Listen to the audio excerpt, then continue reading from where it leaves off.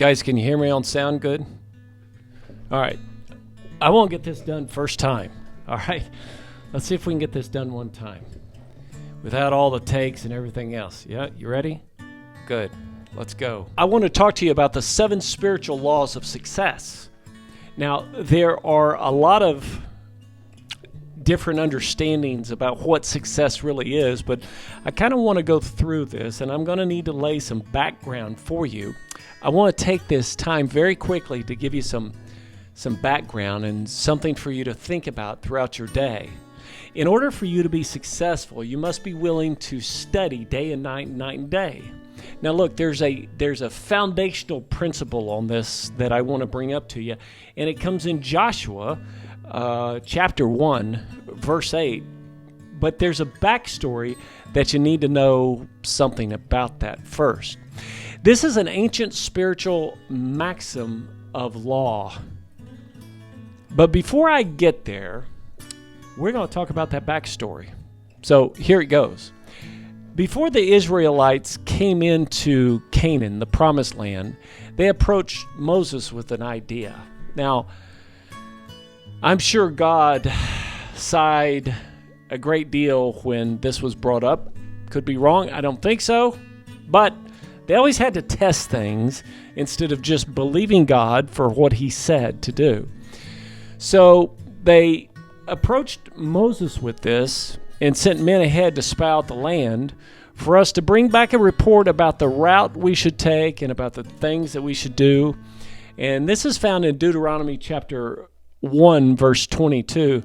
Moses approved this plan in verse 23, and God confirmed it that this was his will, telling Moses, send men to spy out the land of Canaan.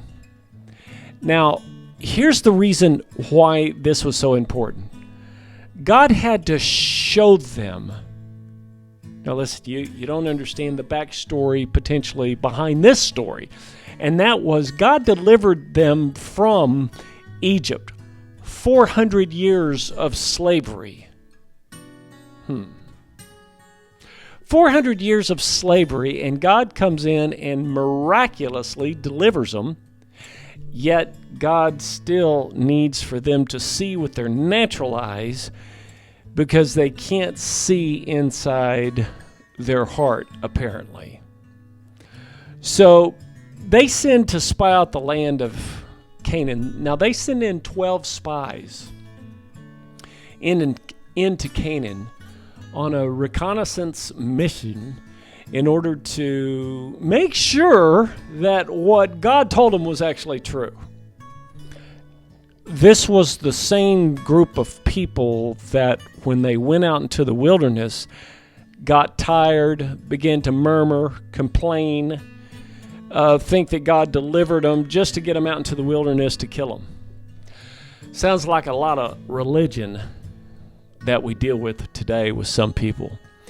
Moses, in his capacity as a military leader, sought to accomplish several goals in sending the 12 spies into Canaan. Now, here are the goals. He asked the spies to gather intel about the following: whether the people who lived there were strong or weak, few or many. Now that happened in Numbers 13:18. Whether the land was good or bad, 13:19. Whether the cities were like camps or strongholds, whether the land was rich or poor, Numbers 13:20. Whether or not there was forest there. And finally, Moses wanted some of the fruit from the land brought back to display. Now here's the amazing thing about this. The grapes were huge, and the people that took care of the land were also huge. The spies did as Moses asked and came back with a report. We went into the land which you sent us, and it did flow with milk and honey. Now God told them, I'm going to send you to a land. I'm going to give you a land flowing with milk and honey. Hang on, this will all make sense in just a minute. But see, they really didn't believe God. Here is its fruit in Numbers 13:27. You can look it up. Moses probably smiled when he saw the fruit and heard this good news, knowing that it would encourage the Israelites as they prepared for battle. Unfortunately, the spies weren't done. They also had a discouraging report about the people of Canaan being huge and the city being fortified, making it sound like the Israelites had no chance against them. I want to tell you about an attribute of God, and that is He's always for the underdog. And whenever it looks like there's no chance, that's when He shows up. You know why? Well, God wants all the glory for the great things that He's doing and that He's done for you. He doesn't want man to get all puffed up in pride and everything else. So if there's no way that you can win but God, then it makes a sensational story, and it's also the MO of God. Listen to this. Only 2 spies, Caleb and Joshua, trusted that God would enable Israel to take the land. Now that's in Numbers 14, 6 and 7. God had commanded Moses to send the 12 spies so the Israelites would be equipped to do battle in the land. Thus, Moses' goals of finding out about the people, the cities, and the landscape was most important. God would ultimately fight the battles for them. But they had to do their part. Oh boy, this sounds really familiar. They had to do their part, which was to move forward in faith. Now look, I'm telling you about the 7 spiritual laws of success. Now these 7 spiritual laws of success involve you doing something. It involves you too of doing something. You have to take action. I know a lot of people don't like to hear that. Long before God had promised to give the Israelites a land of Canaan as their own in Exodus 6, 4 through 8, He had said and assured them of total victory if they would trust Him. He said this, "My angel will go before or go ahead of you and bring you into a land of the Amorites." Now, these are all enemies of God, and these same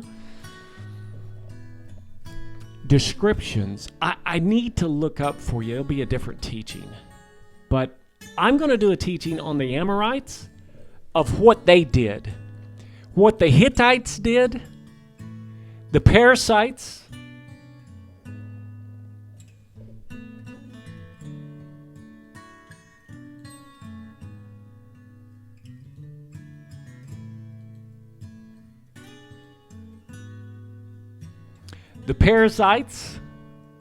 the Canaanites, the Havites, the Jebusites. They didn't have any have-you-nots sites. They also didn't have any cellulites in there. And I will wipe them all out. That's what God told them. He promised them, look, I'm going to send you. Go back and read it in Exodus chapter 23, 23. 5 is the number in the Bible of grace. Now, these numbers are really phenomenal. Look, I bought a book, and you ought to get this book if you have any interest in numbers, because this is a great book. I bought a book, Numbers That Preach. This really is a great book. Now, this cowboy, this guy's name is Troy Brewer, and Troy is a phenomenal guy from what I've seen. Now, he lives in, now guys, I'm not making this up, but he lives in Joshua, Texas. He really does. I don't know if he lives there. That's where he grew up. That's where his church is. But these numbers are really phenomenal. But 5 is the number of grace. Now, why am I telling you this? Exodus 23:23, 2 plus 3 is 5. and you can remember how to look this up. Exodus 23:23. Look it up. This is what God told them. Look, my angel will go before you and will bring you into the land of all of these ites, and I will destroy them for you. You know, it's the same thing in our lives. The Old Testament is a type and shadow of what is to come. Okay, so let's go on. Even though only 2 spies brought back a good report about Canaan, Moses acted in obedience to God in sending the spies. Valuable information about the land was gathered, and the hearts of the people of Israel were revealed. Okay, now you really can't do this story justice without talking about the 2 leaders of this entire, I won't say story, but for lack of a better word, story. So you have Joshua and Caleb here, that there were 10 spies that were sent out. And I'm going to read this for you because this is so interesting. Now, this is in Numbers chapter 14. And I want to go down to verse 9 because this is exactly how we are today. See, these Amorites, all the different ites that God destroyed for the people, all of those names mean something. For instance, one of them has a meaning of to make you feel little, to belittle you. You didn't know that, did you? So all of those names have certain meanings, and these are the same spirits or the same things that you fight today. You see, we want the Calebs. We want the Joshuas. We want to train men and women that want to do something in their lives. You know, again, I keep thinking, I heard this the other day. Andrew Womack made this comment about even a dead fish will float downstream. When he said that, man, I just had an immediate picture of this dead fish floating downstream. And that's how 95% of our population actually works. They just want to float. They want to go down. Let's go with the current. Let's not make any waves at all. Let's just be average. And because they think if they get up above the fray, so to speak, it'll be whack-a-mole. You remember the game whack-a-mole? Where the little mole pops up and you hit it with the hammer down? Well, you know something? I'd rather be whack-a-mole than the dead fish. I guarantee you that. But let me read this to you because this will make sense to you.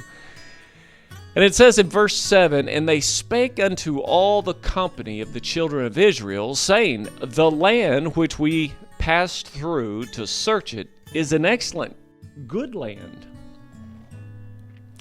If the Lord delights in us, then he will bring us into this land and give it to us, a land flowing with milk and honey." Well, listen, guys. God already told them, look, I'm going to deliver you from Egypt. I'm going to take you out of bondage. I'm going to do all these things for you. All you have to do is trust me. That's it. When I tell you go, go. When I tell you to put the sign over your doorpost in Egypt, so when I send through that death angel, when he comes in to wipe out the Egyptians, it won't hurt you. We're coming out of Egypt. That's where we are right now. If you want to know what's going on, I mean, you search the news and you hear hours of fear, doubt, and unbelief. I can sum it all up for you. You don't ever have to watch any more news during this event. We're in Egypt and we're coming out. Now, I've already seen this, and I'm getting on the other side of it. I'm not covering the daily drama. Why? Because I've already seen the end. I've already seen, hey, we're coming out of Egypt here. We're going to come out of all this bondage. Listen to this story. Look what happened here. He says, only rebel not ye against the Lord, neither fear ye the people of the land. There's a lot of fear right now in our land. For they are bread for us. What? Bread for us? Yeah. If you'll pay attention in the market right now, this is one of the best times to be in the market. Whether it's insurance, whether it's HR. You know, we're developing several new divisions inside the companies that we have. And HR is a big deal. Another big deal is buying and selling businesses. Why? Because we can bring the money to the table. That's why. There's going to be a lot of people that panic and sell. And it's going to get ugly. But that's the time to buy. You know, more millionaires were made during the Depression than any other time. Why? Because of this story right here. You know, I'm teaching you great things, biblical stories, but, you know, it's more than, you know, religious has poisoned a lot of people's minds. But this story has a lot of principles in it. And if you'll follow the story, it'll make sense. It's relevant today. Watch. They are bread for us. Their defense is departed from them. And the Lord is with us. Fear them not.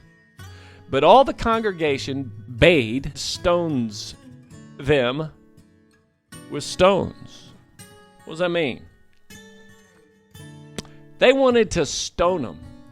12 spies were sent to the land. 10 came back with a bad report. 2 came back with a good report and said, hey, look, the land is wonderful. It is flowing with milk and honey. Great big grapes. Wonderful fruit. Oh yeah, there's giants in the land because they had to be big enough to till, to harvest, to do everything. We have giants in the land. And they're getting ready to fall the exact same way. People don't learn their history. And people that don't learn their history are doomed to repeat it. Now watch this. Amazing. God delivered them out of Egypt with all these different signs, with all the plagues that happened that were for the benefit of God's people to the detriment of the enemy. But here's what happened after the people took up stones because they wanted to stone Joshua and Caleb for bringing a good report. How many people want to stone you when you want to do what's right? When you want to go take a mountain? When you're willing to make the phone calls, stay late at the office, get up early, study more. It separates the sheep from the goats. Sorry to use that pun. But it really does. And that's what we want to teach you. You know, success doesn't happen. You don't just wake up. You don't get lucky. There is no luck, guys. That's a lie. You know, this book with definite of purpose, there's 6 things in here that I look at quite a bit. And knowing exactly and mapping out your road is one of the most important first steps. In any type of plan, especially a financial plan, you've got to have a roadmap.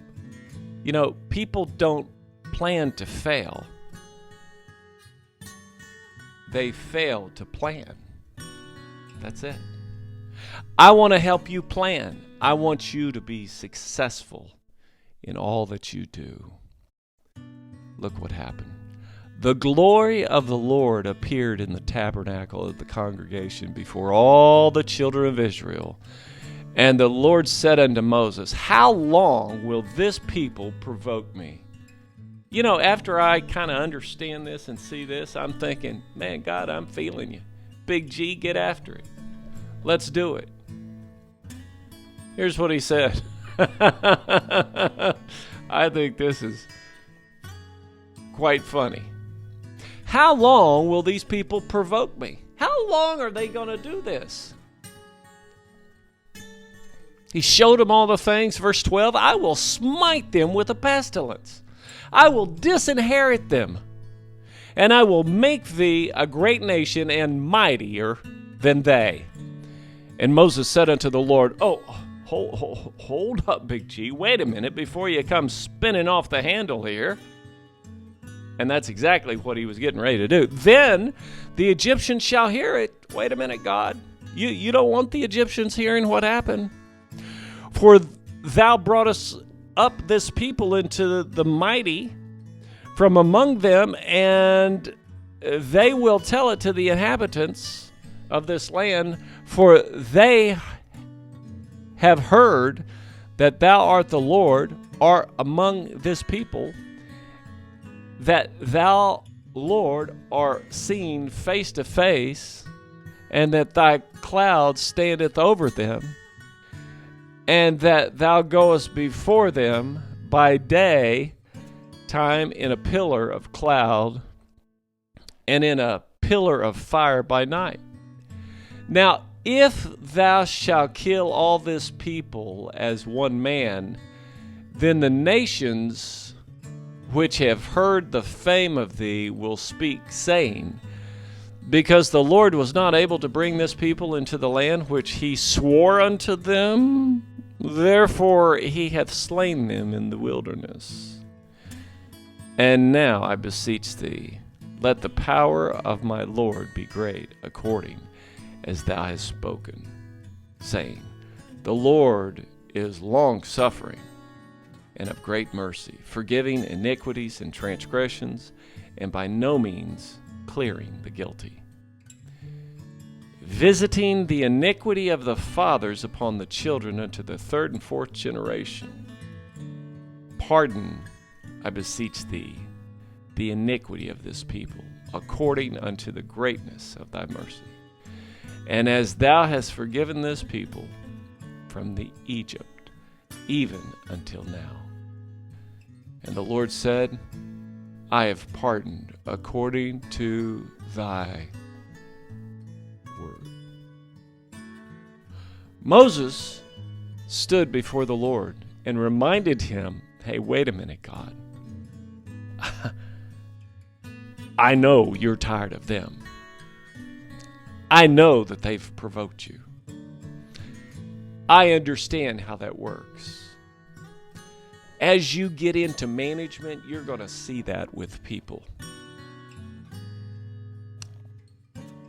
But if you will keep your dream in front of you, if you will get rid of all the ites in your world and stay focused and believe God wants to prosper you, you will prosper.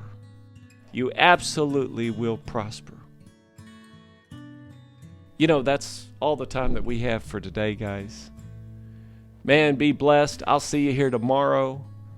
And let's finish this story. It's a great story. And I haven't even gotten into the 7 steps yet. I'm just getting into the very first step of this thing. Anyway. Well, that's all the time that we have for today, ladies and gentlemen. Now, listen, if you enjoy this broadcast, please consider helping us in bringing these messages to you each week. Now, you can also go over to the josephfarleyshow.com in order to sign up and to get your free tape. Now, we've put together a 12-hour relaxation tape. It's a tape that you can put on while you go to sleep, and you can begin to feed your subconscious mind or feed your spirit as you rest, because that is vitally important in the sales game, that you begin to rest, that you begin to see yourself as a success in life. We'll see you here next time on The Joseph Farley Show.